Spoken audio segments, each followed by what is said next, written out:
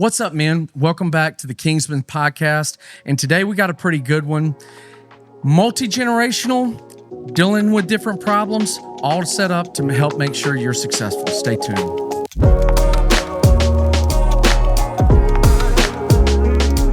What's up, everybody? Welcome back to the Kingsman Podcast. It's Micah Hickman here with my good friend, Todd Goodwin. Todd, it's been a bit. How was your summer? Yeah, it was good. We did take about 3 months off. But yes. We're back in the game. That's right. So I'm glad we're back here. Me too. So today, really we have if you listen to the news, we have a new breed of buyers, consumers, workforce people coming in, which would be Gen Z. There you go. Maybe is yep. Yeah, Gen Z. Okay, and then I'm a millennial. 2012. Okay, yep. You people, fathers, husbands. All right, and New husbands and new husbands, new fathers. Correct. And then the old heads, they're moving out. The boomers, they're moving out. Retirement. I'm not a boomer. What? No, I caught the front end of the Gen X. Okay. December the 4th, 1964. I would have lost money. It's on 65. That. It's 65 was. So I'm really a Gen Okay, X. so you're not that old. We'll give you that. Oh, we'll I'm let you old, but slide that's in. beside the point. But realistically, what I want to talk about today, and really for you guys, and maybe chime in and leave it in the comments and let me know if I'm just way off. But man, I feel like a lot of the men, especially younger, just overwhelmed. Just with not. I'm not talking about specifically stressed. I'm talking about overwhelmed with more opportunity, more intelligence, more data, more ways to earn money at home, more passive income, more options. Just, it's almost like we become the pinball. So, okay, we've become the pinball. And not the player. We're getting played. Well, I got my thoughts on that, but that's for a whole nother podcast. That's right. So what you're saying is that more doesn't necessarily equal better. Well, I feel like the propaganda is the opposite. Why are you struggling? Why are you overwhelmed when there's so many opportunities for you to have work-life balance, for you to go look on TikTok and, man, side hustle this side hustle gets me $3,000 a month, this side hustle this. But for what purpose? Ooh, I don't know. What purpose? I mean, well, because maybe if you came into, I'm over PYA football. Okay. Golly. Mm-hmm. It's starting up. It is a lot because it's changed. Times have changed. It's not just league ball anymore, right? And so there's a lot going on. There's a lot more that you have to. It would be nice. It would be nice to maybe have set job that I ran my own hours and you make this and okay, how do I learn that? There's opportunity everywhere. What information do I need? Or how about the constant bombardment of AI? Not that it's the devil. Don't want to get into that. Yeah. Don't want to get into that discussion. But basically, if you're not learning AI in 26, you're worse than the boomers are with the internet now. But you're out. But unfortunately, what's happening now, because I had a young lady the other day, saw something on our screen, and she was telling Brother Allen, that's AI. He goes, no, it's not. He goes, God creates everything we do. That's not AI. It was AI. Ratted you out. Well, what it was that you can get it quick and it's done fast. So, and this is not a podcast for that. But here's one of the things I think we've just, like you're saying, we've got so much coming at us all the time. Like my phone, people think you're on 24/7. That's right. I'm not on 24/7. Yeah. Like when I go to lunch, yeah, unless it's Alan, your dad, my boss, or my wife, or John Doucette here, at lunch, I'm not answering that phone. Why? I'm at lunch. Yeah. So what I've learned to do is I'm in control of the more. And this is what I was telling you earlier. I was praying today over at the prayer building. I was thinking about what we're going to be talking about today. And I don't know if it was my own idea or God gave it to me. I'm not going to blame God, but this is what the thought came, is that we need to learn to curate our information intake. Just like a museum curates certain pieces so they look around that they've put in museums or would think it would be good for people to see. Same thing with me. I need to pick and choose what because there's more out there. There's plenty of stuff out there. filtering. I'm learning how Filter to the information. Not just filtering. I'm saying that's enough, or I want more of that. I'm curating my intake. I'm not allowing Facebook to do it for me. I'm not allowing Instagram. I'm not allowing me comparing my life to somebody else to curate. I'm doing that, my wife and I, and my relationship with God. There you go. That's good. Because I do feel like now there's a lot of guys, and look, I hire younger. Why? Because you can pay them cheaper? No, because I believe in the dry sponge methodology, and this is going to seem real stupid. Did you know a dry sponge can absorb 110% its capacity? Whereas if you have a wet sponge that you hang out to dry or leave out to dry, can only absorb around 83% of its actual capacity. So what are we saying? Sometimes it's good to deplete. What we're saying is be very careful what you soak your sponge with, because there's some damage that can't be undone, unless now right. For us, there's God. But work-wise, I want a clean slate. I don't want to fight old habits. I don't want to fight old methodology. A lot of these guys, and I want to try to help mold young working men. But what I'm finding is, man, just a little bit of pressure, a little bit of heat, holding them to the fire. It's just, my anxiety, I'm stressed. There's so much going on. Where did that come from? I can't figure out what's what. And I've got this in my life and this in my life. It's like, man, hey, what's your priorities? I don't know. But where did that come from? You grew up, I've known you since you were what? 11, 12, something like that. Yeah. I've known you since you're Most 38, of my life. 37. Yeah, I'm 38. 38. So I've known you most of your life. I've seen you walk through stuff. That's right. And I'm like, you learned something because somebody taught it before to you. That's right. You didn't freak out. That's right. Now, by your own admission, life can get busy. Life can get overwhelming at times. And there's seasons. Like, one thing I want to encourage people is, just because you're in a season of, I don't want to call it chaos, but that's kind of maybe what it feels like or seems like. I call it ordered chaos. Yeah, where it's just, man, you got this and you got this and maybe you got this at home, and there's seasons of that. And that is life. I mean, there's no podcast or book that's going to say you're never going to have a season without it, right? Yeah. Even the Bible's saying, rains come to the just and the unjust, right? Okay, great. All right, but what I'm talking about is anytime you're in the cooker and there's things coming at you and you feel like you jump from one hot pan to the other, and you're just like, oh, hey, what? Okay, I can't have 27 teachers coming from 27 angles. But we have that. We do. Have access. That's why I went back saying we need to curate that. That's right. We don't need to look at everything. So what I'm looking at, why is that? Why did I not? I'm not saying I don't get overwhelmed. I do sometimes. Do. It's rare, but I do. Number one, I believe, and this is what's important to your man. Like, if you are starting a family, I cannot say this enough in hiring younger guys. You as the father set the standard.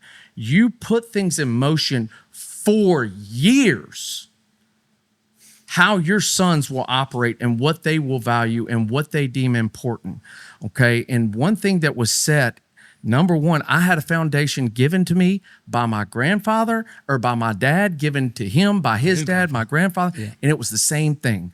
The foundation, who I am, is not predicated on what I am. Or what you do. Well, that's what I'm saying. I am a mechanic. I am a lineman. I am a coach, teacher, whatever. But that's not who you are. That is not. That's who what I am. you do. That's right. That's not. So my identity, first of all, was given to me like on this earth by my dad. That's why I think understanding the privilege I have is I had a dad that taught me how to accept a place at the table. So when people talk about the Lord being the Heavenly Father, there's no scar tissue. Yeah. Okay, so how I sift things and curate things, I may hear things that are really good and try to do things, but a lot of times what I do is I'll try to, either on my ride home or I try to get to work 30 minutes early before I start getting busy. And like, God, I really don't know what to do. And it's crazy. A lot of times it won't be a flash of lightning, bang, you know, it'll be like Quiet. Yes. Somebody else will say, still small voice. or somebody will say, hey, or there'll be, what I look for is peace, a peace in an answer. That's what I call resolve. There is peace in a direction. I do have something to say about that, but let's go back here real quick. You're fortunate. I was. You're fortunate you had a dad and a mom. That's right.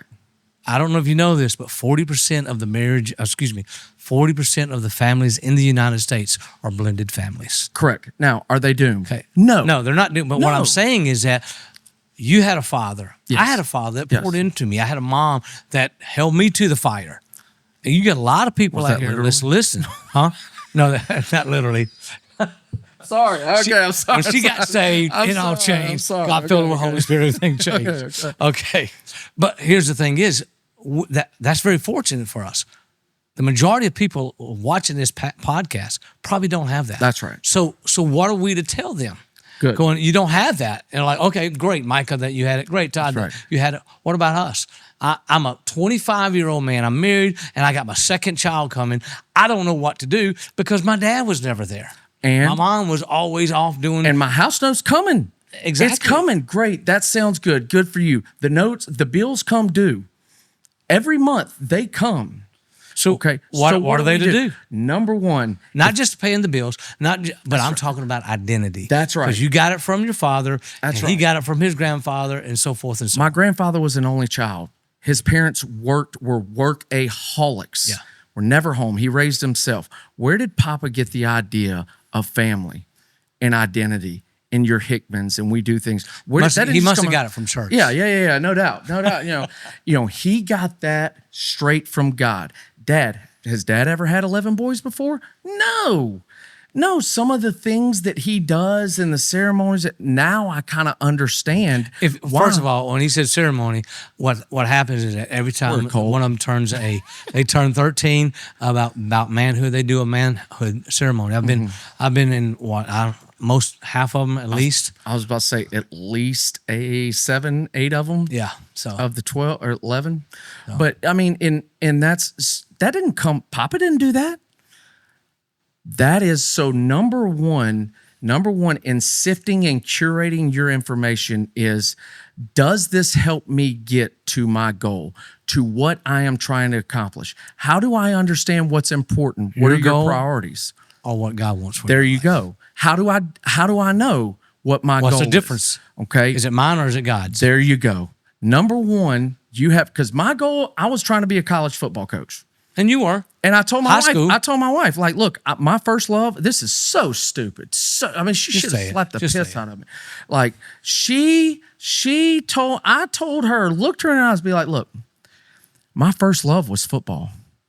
She loved me you first. told your wife that? Yes. She loved me first. And she has been with me for a lot more years than you. And that's what we're trying to do. And we're going to be a football fan. What an idiot. What an idiot. Like, oh gosh, she is so good. Just to, like, she had to be thinking like, this kid is mild. He's got brain damage. Something's wrong with He's him. got brain damage. If that's what he's telling us. And then he met his other brothers and said, oh, now I see. That's right. Well, I got the good one, right? Yeah. So you need to understand that wasn't God's whole plan for my life. Okay. What changed? Getting married? No. I needed more money? What changed? Why did you go from, I'm not going to be a college coach, football coach, and now I'm in sales? God used a lot of things. I'm looking for one specific thing, I think. Heart Okay. change, heart posture. So humbled yourself? I went from what my goal was, and I'm going to make it because I got into you tell me no, watch me, to nothing. I couldn't do anything. I couldn't even change a battery. in a car. And that was like the final straw until God was trying to get my attention and he was closing everything down. He's like, look, baby, either you're going to listen or you're going to listen, but you're going to listen. Yeah. You know what I'm saying? And it was several different aspects in my life that was struggling. And it was no matter what I did, the harder I did it, the worse it got. So you got to a place of humility. Just brokenness and humility and say, okay, God, I can't. Well, let me share this story with you, and because you've heard it, and our viewers, is King Nebuchadnezzar. Mm-hmm. You know, he was the king of Babylon. Mm-hmm. At that time, that's what Daniel, Shadrach, Meshach, and Abednego. Absolutely. Yeah, he had a dream, and nobody could understand the dream. So he knew Daniel, was a dream interpreter. So he called him, asked Daniel to come forth and look at it, and he told him the dream. And Daniel was a little nervous. After about an hour or so, he was a little nervous because he knew what it was saying. It was basically saying that, there was these trees that had grown up, and this one got demolished. It was the biggest tree of all. It covered everything, and it got demolished. It got destroyed. And the interpretation was the tree was King Nebuchadnezzar. That's right. And if he would listen to God, that wouldn't happen. But if he doesn't, and he gets full of himself, God will take everything away from him. Yeah. And now, King Nebuchadnezzar didn't do anything to Daniel. And I was reading it this week. And about a year later, 12 months later, he's out on the top of his terrace, walking around, looking at the kingdom that he said, that I built, that I created. Me, me, me. That's right. And immediately, as the words were in his mouth, he lost his mind and fell down and started crawling on all fours. And they wound up putting him out into pasture, literally to pasture, where he was eating grass, and his fingernails and his hair grew all over his body like he was an animal. And after, I think it was 7 years, and this is what God humbled him. After 7 years, he came to himself. The Bible says he came to himself and realized there was only one that was worthy of any kind of glory, and that was God. And when he stopped and he humbled himself and came to himself, that's when God restored him back to his original position. Well, and see, so like, just because you have the skill and the power now, it's all about perspective. That's why I said, what are your priorities? Number one, my priorities. But where do we get those priorities from? There you go. Okay. Well, I'm assuming if you're not a Christian, more than likely, if you're watching, you are. You are. Okay. If you're not a Christian, God gives you your priorities. God gives you, ask him, just ask. What I did, God, this is what I think I want to do with my life. Because you're having a conversation with him. Literally. Which is called prayer. And I just started talking, these are the things that I think I want to do.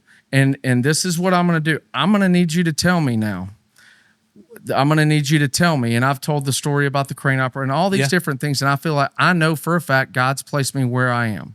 100% without a fact. Without a doubt, I know God's placed me where I am. And I'm not leaving until he unplaces me. Until I feel like the grace. But as far as the feeling of overwhelming, there's two things I'll never forget. I'll never forget some of the things Mom used to say when washing the dishes when I was a kid. Some of the verses, and one of them is, God, you said your grace is sufficient for every day. I don't know about tomorrow, but I need some right now. God, your grace is your grace. And she just kept saying, thank you for your grace, not mine.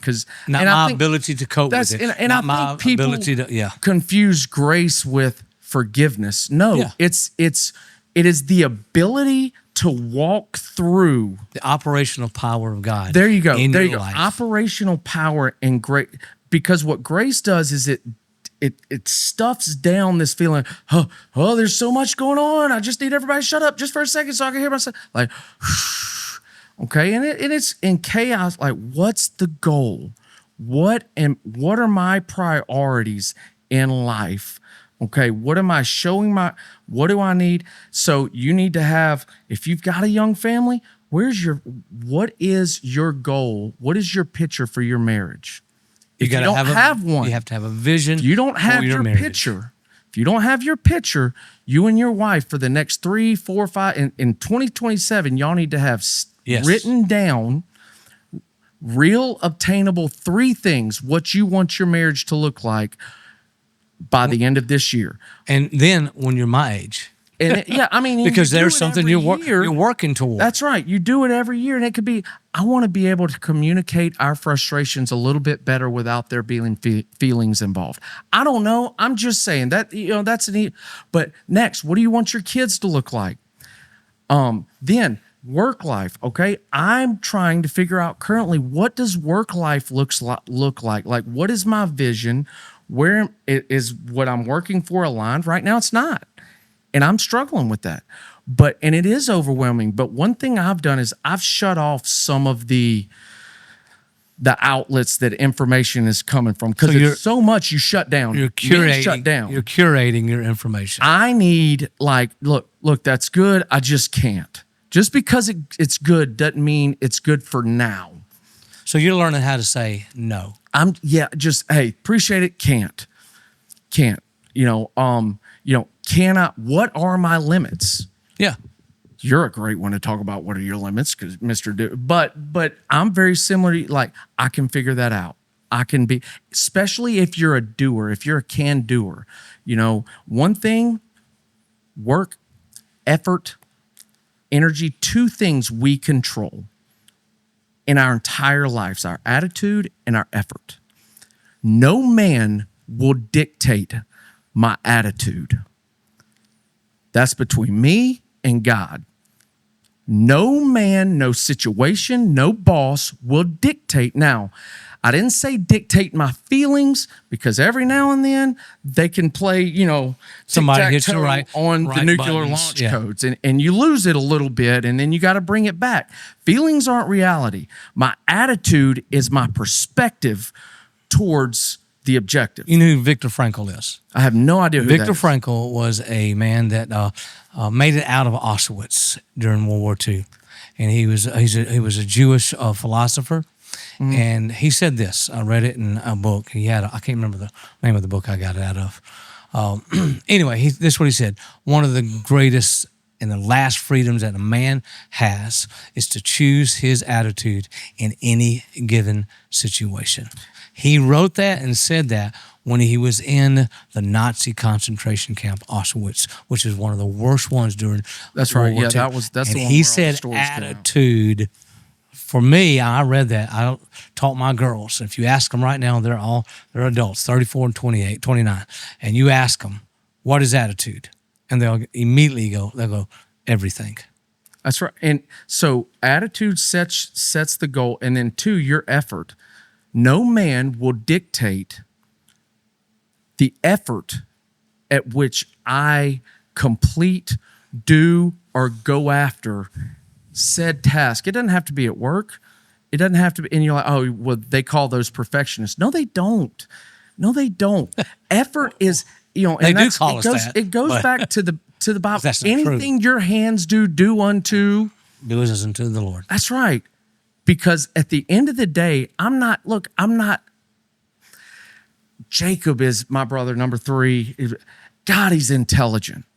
Caleb, probably that's just as intelligent. I mean, they're so smart. I ask them questions. I lean on them. I'm so, like some of my younger brothers, they're doing stuff I didn't even have the stones to do at their age. And I'm so proud of them. But I'm going to tell you this, it's not about it's about what I do, the job I do is going to be the best that I can do. Not, oh, screw it, I can't figure it out. I mean, if it's not up to a standard, then it's not done. I'll keep working until I get to that point. Yeah. That's right. Those two things I know are for sure. And then after that, when I start curating and saying, okay, when it starts getting a lot of, I just think of like a bunch of megaphones where you're standing there. Sometimes this is how I feel like guys are, because they're taking it all in. And when you're taking it all in, all at one time, it is overwhelming. You're like, I don't know what to do. I don't. And Dennis my boss tells me this all the time, and it drives me insane. I mean, why? I don't know why you're looking at the whole plate. How do you eat the plate? One bite at a time. It's right. He's right. I know he's right. I hate it. It bothers me. But narrow it down. What's important today that's going to make it, or that is in line with what I've already stated the vision in, or God has told me the vision is. If you're not looking at what God has to say, then you're going to be overwhelmed because you're not going to know. And life will You're happen not going to know to you. everywhere. It's just going to bombard you. Remember the movie came out a few years ago? I didn't watch all of it because it's kind of weird. Everything, everywhere, all at the same time. And it was happening. It was almost like all the different universes level, and it was happening all at one time. And I was watching the movie. I said, if that's how people live their lives, God, they do need help. Yes. And that's why one of the reasons why we do this podcast is that we want to say, look, here's where we're at. I'm a 61-year-old man. Here's a 38-year-old man. I've walked through a lot of stuff in the sense that, I'm on the backside of my life. And I'm in the middle of it. You're in the middle. I'm in the cusp of chaos. You're right in the middle of it. And there's a few things that while you're right in the middle of it, I'm telling you, this is what we did. And we came out on top. And here's the thing is, a lot of people go, yeah, but I want this and I want that. Whoa. What does God want for your life? And I was telling you earlier is that when my wife and I first got married, we went and asked the Lord what he wanted. Mm-hmm. And one of the things he spoke to me and her was that we needed to live a simple life. And if we lived a simple life, he would always provide for us. We don't have a lot, but that's also on purpose. But we asked God, we didn't just decide. Mm-hmm. We asked God, what do you want for our life? And we got a vision, like we said earlier, for our life. And we've lived that. And we got one of the visions was that we wanted a family that other people would look at and go, we want a marriage like that. We want a family like that. Right. And the thing is, it's not some big giant plan that every morning I wake up and I go, all right, check this off, check that off, check off. That's not what I'm talking about. I'm simply going, every day, I'm like, all right, Lord, this is the plan. And the plan is to hear what you have to say, whatever that may be. And it may be simple and it may be gargantuan. Just like that little saying I felt like the Lord gave me, says we need to learn how to curate the information intake. Because it will frazzle you. Steve Jobs, I've said this a couple of times before. He wore the same outfit. You want to know why? Even he acknowledged, I've got $3 billion decisions a day in me. After that, nothing. I don't want my clothes to be a big deal. Yeah, my clothes are not going to take away from my ability to make that. So if he's curating his information, because see, a lot of the job is to get it out in front of you, not whether it's good for you and where you're going and but if I'm saying some things I'm learning now or trying to learn now, I wasn't trying to learn 2 years ago because it wasn't good for me then. And it wasn't needed. It wasn't needed, but it was there. It was coming. I'm like, But you also, and you know this from a coaching perspective, you work out so that one day when you need that. That's right. When you got to hit that guy, you have the muscles to do it. You have the ability to do it. So let's go back to coaching. One of the things that we had a system at Mandeville. Man, we had a system and we had adjustments off our system. And if I wanted to add something as the OC, the head coach would say, okay, well, what are we taking out? I'm like, nothing. Don't work like that, boss. How are we going to practice it? We have a set amount of time. And I took that. He said, look, it's just like your life. If you're always trying to add, you're never going to be good at anything. And you're never going to have time. And you're going to look back at your kids and say, I tried so hard, but I tried. Have a system, have your plan. And sometimes dad says this, your vision makes the decisions that you don't have to make. Does it align, right? Does it align with our vision as a family? For your kids to stay night? I don't know. If it doesn't, it doesn't for ours. The decision's already been made. It's not even a decision. My wife doesn't have to ask me. I don't have to ask her. The answer is no. That's kind of not, that's just, we've already made that decision 8 years ago. And this is not about just being organized. No. This is just about hearing the voice of God and simply sticking to that. That's right. It's saying I only have a capacity for so much. But when there's so much, like my doom scrolling, okay, and as men, I want to acknowledge something. I know at 11:30 at night, maybe midnight for some people, that's the only time the world is not demanding something from you, asking for your attention, your money, your effort, your decisions, or your love, your affection. And that's all that's good and that's part of life. That's right. That's part of life. I'm not saying it's bad, but I also acknowledge in seasons of controlled chaos, constructed whatever you called it. I liked it though. Controlled. Yeah. Sometimes it's just like, well, I don't even know what I'm looking at. I don't even know. I'm not taking anything in. It's just, for me, it's video games. Sometimes till 12:30 at night, I'll come home. I put the kids to bed. And sometimes it's just getting on playing NCAA football. Why? It's just because it's just. I don't have to think. Yeah, I do. And Nina's like, why do you like coming in and watch TV? I say, well, first of all, I'll come in and start watching some TV for two reasons. I don't want to have to think about anything. Yeah.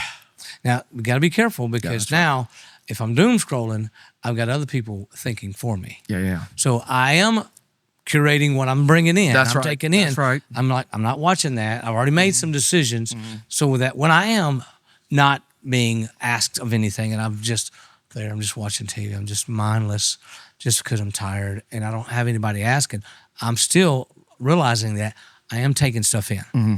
So I have to be careful with that so that I'm not doom scrolling. Next thing you know it, you're on places that you don't need to be on. So because that has happened. Yes, and one thing I did personally, this was one of I love Twitter X. I liked it. And then when Musk kind of opened up things, however, in my current season, it's a lot because I use X to get information. Yeah. Like, how do I do certain things on spreadsheets? How do I do certain things with Claude? How do I get this agent to speak to this? Before I know it, it's just a whole bunch of how to do stuff. And then you got the what's going on in the news, the world. And it's just like, I spend maximum 10 minutes on Twitter the last 6 months. And what I do when I need to just I'll get on YouTube and watch I'm not like Dad. I don't watch the funny videos or stuff, but I'll get on YouTube. I'll watch YouTube golf. They got some great creators that do that. And and Emily's like, you are now watching golf on YouTube. Where are you? I'm like, dude, some of them are funny. Yeah. I'm not on the internet. Nothing random's going to pop up. You curated what you're going to take in. Especially at 1:30, 2 in the morning when I'm mentally weak and done and burnt and not like trying to be like on guard on like it's just like I know that's a safe space and I always go to my subscribe that I'm subscribed to and I just watch and it just a lot of times I fall asleep to it because my mind is gone, it's quiet and and it's not gonna. You ever pull up like Netflix or something and you're looking at something to watch and go, what is this? Somebody started watching that. I said, I don't remember watching that. My wife would go, yeah, you probably started and fell asleep. I went, probably so.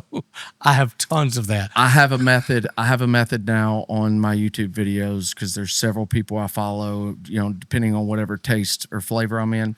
If I don't like it, I hadn't finished it and acknowledged that I have finished it and recalled it. Yeah. There's videos that are fully watched. I'm like, I ain't never watched that. Well, I fell asleep and it just played the next one and played the next one and she stopped it. But that's what I had to start doing because there's only so much you can take in, even when it's good intended, even when you know you need it, there's only so much. So the overwhelm, one thing I'll say about this, if you're feeling overwhelmed and scared about the future, like a lot of times, like especially people that I talk to, young, God Almighty, I don't know what's important. Who knows? People who were doing coding that are 38 now that were doing, coding and stuff, they're obsolete. Mm-hmm. They're obsolete. I created my first website a couple of weeks ago. I don't know how to code, and it's wonderful. Works great. Here's a thought with that, with every advancement.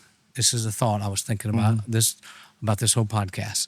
With every advancement in technology, in the political world, in the construction world, in the sales world, with every advancement, there's something that costs. That's right. And meaning it's going to cost something. That's right. It always That's right. does, because you can't keep putting stuff in it, and because it's going to fill to capacity. So this was the thought I was thinking about back after World War II. They wanted to make sure that we could get our army and all the supplies around our country quickly. So Eisenhower built the interstate system that we have. Yep. It was built for the military. Mm-hmm. However, with that came, now we get to drive on it. That's right. So the family now could move farther away and get a job somewhere else because you had the means to do it. Mm-hmm. And we got something that was good in the sense that we got an interstate system, but it cost something in the fact that now the families weren't as close as they are. See, that's Before, they had to be close. Why? Because I had to depend on you. I had to depend on my cousins. Now my cousins live 7, 8, 10 hours away, But here's my point being is that for every advancement, it costs something. I'm not saying that it's necessarily bad. I'm just going, okay. there is a cost. Like with AI.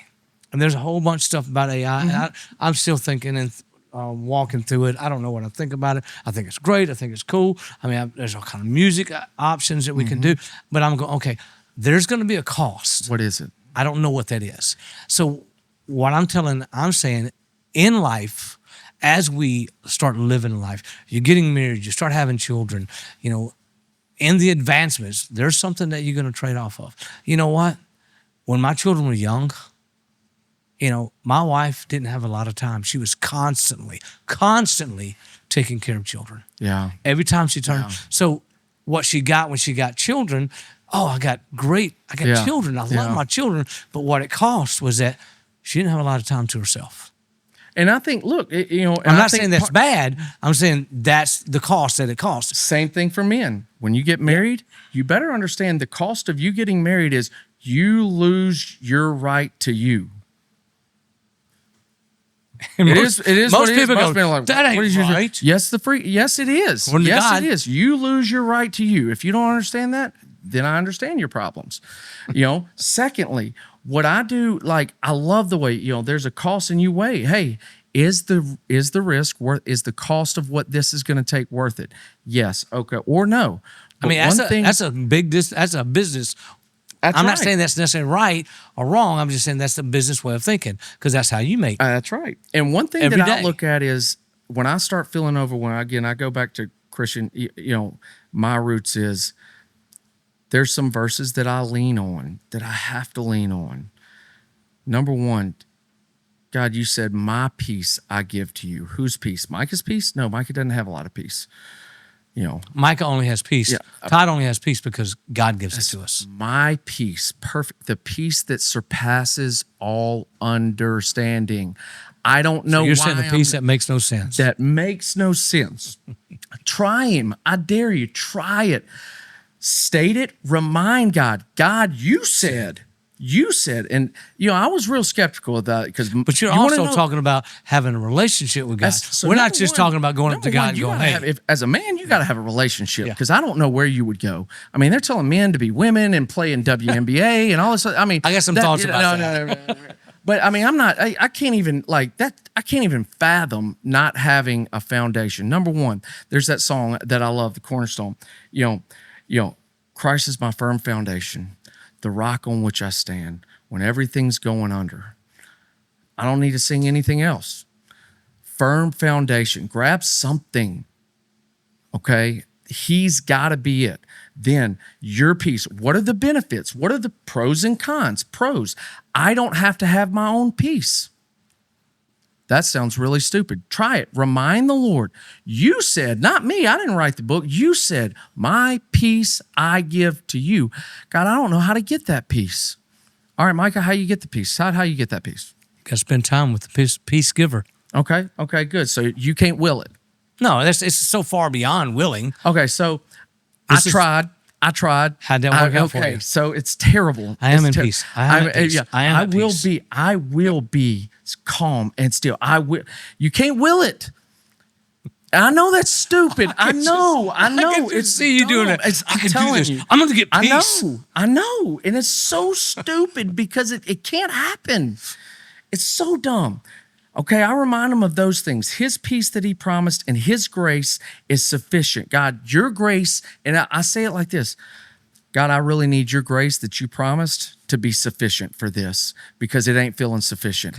And I don't know. I don't have it. I don't know how I make it sufficient. And I'm asking you real quick in a hurry to do something in this area to make it sufficient in a hurry. He's talking about his heart and his spirit. I'm talking about something in the general stomach region. Okay. And then, but there is a verse in Psalms, it's Psalms 121 that I go back to, and I'm not crying, I'm not whining, I'm not griping or complaining. A constant complaining man, just go to Madagascar, something. Just, I'm sorry, that's As my wife says, it is not attractive. it is not. God, it's so, and I read it to remind myself, okay, because I trusted in me and my ability to learn because I banked on me. I'm telling you, there's not anybody you could hire that'll outwork me. 100%. You don't know that. Oh, yes, I do. Because you don't know what I'm willing to do or to give up at cost to do it. I know it. Okay. Now, with that problem, with that mindset, it is very easy to slip into the I, me, my. I did this. I made this. You don't know what I put in to do that. I made that happen. Oh, you did. You came up with the knowledge all by yourself. And one thing that I do, it's verse 1, I will lift my eyes upon the mountains. And verse 2 is where my help comes from the Lord who made heaven and earth. He will not suffer. Well, I don't know why it says that. Oh, it changed version. Hang on. It changed versions on me. Why did it do that? Basically, you're saying, man, there we go. My help comes from the Lord who made the heaven and earth. He will not allow your foot to be moved. He who keeps you will not sleep. Behold, he who keeps Israel. The Lord is your keeper. The Lord is your shade at your right hand. The sun will not strike you by day. That's tough because it's hot and I'm sweating. In South Mississippi. But the Lord will preserve you. He will preserve your soul. The Lord will preserve your going out and your coming in. Either I'm going to have to trust him. I trusted my ability, and in 5-6 years, everything that I loved was spun upside down, dragged through the dirt, and I was already who I hated. Be somebody that you hate. You want to talk about a miserable man? Mm-hmm. Be somebody you hate on the inside, but have to fake and be somebody else on the outside that everybody expects you to be. But I would say most of the world lives that way. And I'm telling you, that's why men are miserable is all get out. Okay?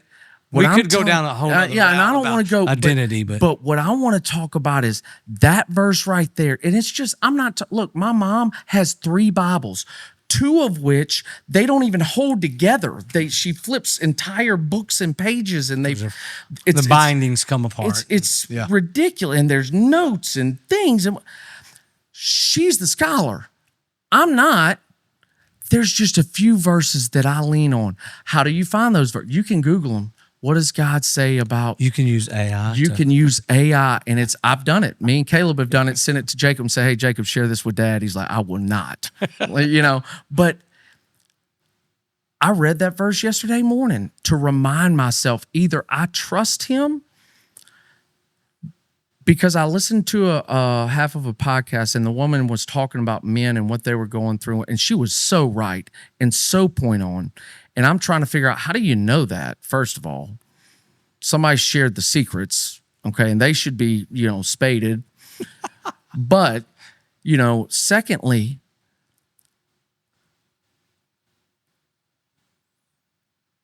I'm trying to think the best way. We'll just go, man, you have to have something to fall. Because she's like, who's checking on the men? Who's making sure the men are okay? Nobody. We just bash them. And I'm telling you right now, I'm reminding myself,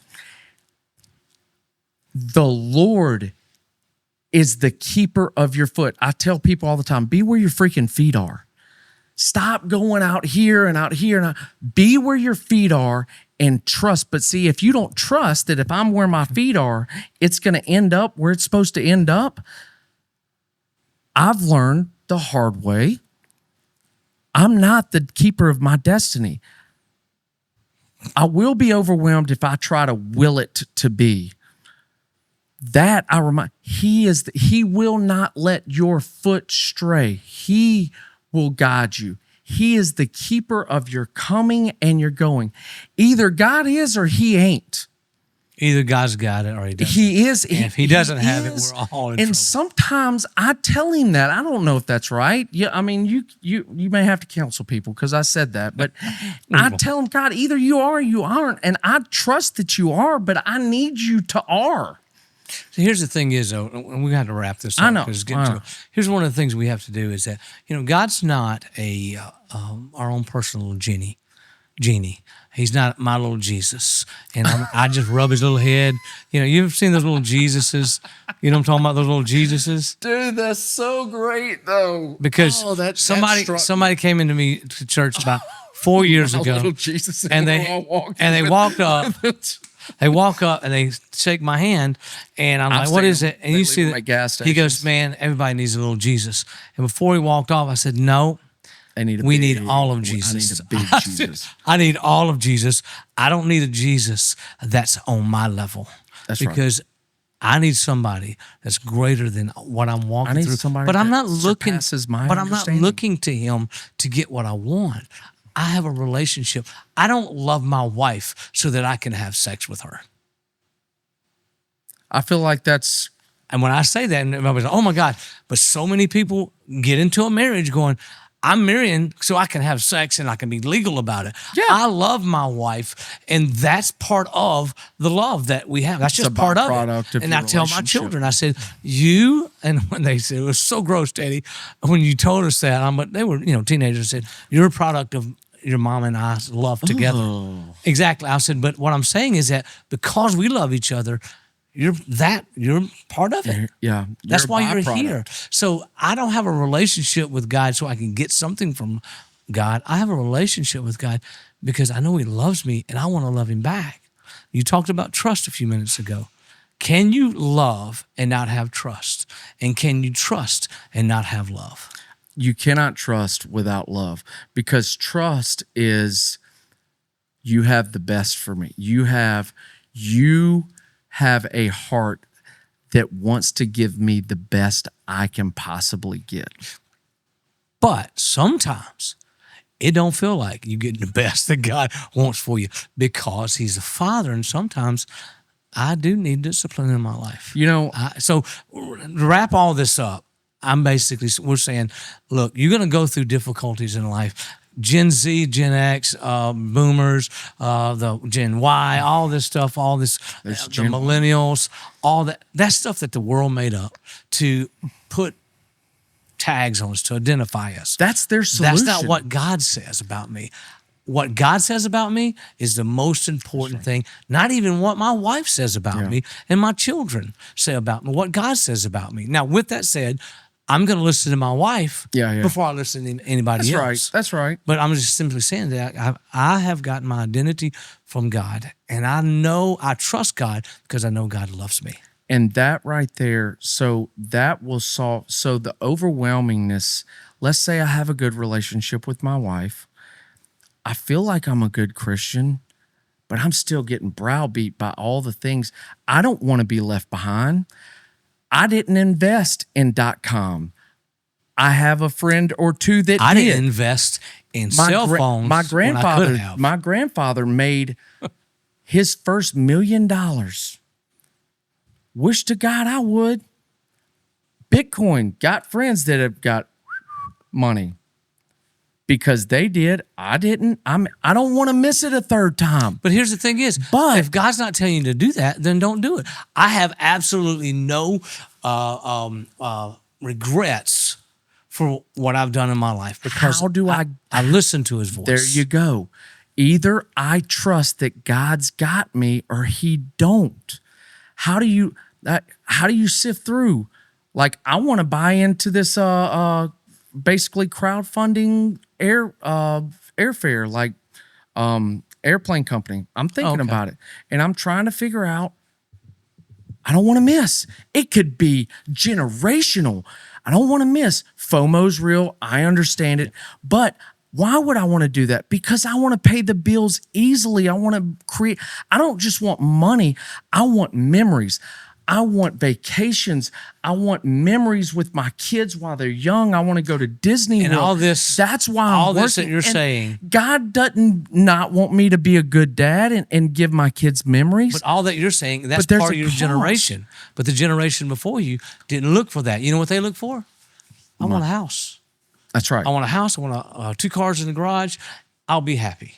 And it's just grown and grown. That's why I'm saying, and we'll wrap this up. Yeah. What I'm saying is, you have, if you're gonna be overwhelmed and you got all this anxiety, more than likely it's because you don't know who you are in Jesus Christ. You don't have a relationship with Him, but you can. And what I mean by that is that every day, I'm not talking about coming to church. I'm not talking about reading the Bible all the time. Will all that be part of it? Yes. Yeah. But my heart is, I want to know Him.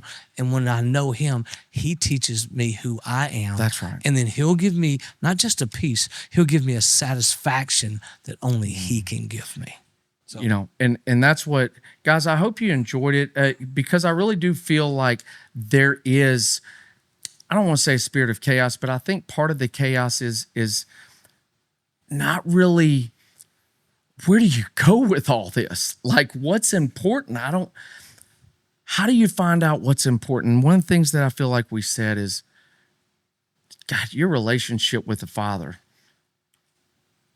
He's the one that gives you the identity, and because we are made different. You and I are very different. You know, you have a different job. Get a relationship with the Father. Understand simple truths. I didn't give you a spirit of fear. Remind yourself and Him sometimes. Talk real with Him. He knows it already. You're not fooling anybody. He knows it. But yourself. And then number 2, it's okay to get more information, but like Todd said, curate it. Is it why would I have a tablet when I'm a World War II museum? Cut off the fat. That's what, trim it to what's important and trust. Either God's got you or He ain't. And if that's not settled in your heart, well, that's, go see. Settle it in your heart. Settle it. So we appreciate you guys. Let us know what you think. If we missed anything, if we made light of anything, clip it, cut it, share it, whatever you want to do. We appreciate you listening. Leave comments. Let us know what you want to hear. So appreciate you guys. Keep going. All right. It gets better. Keep going.